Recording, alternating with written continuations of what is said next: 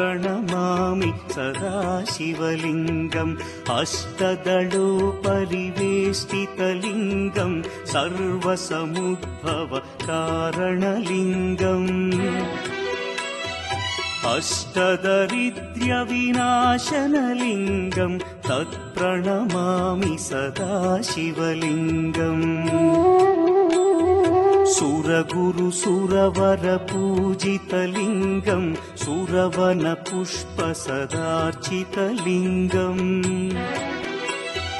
परमपदं परमात्मकलिङ्गम् तत्प्रणमामि सदा शिवलिङ्गम् लिङ्गाष्टकमिदं पुण्यं यः पठेच्छिवसन्निधौ शिवलोकमवाप्नोति शिवेन सह मोदते।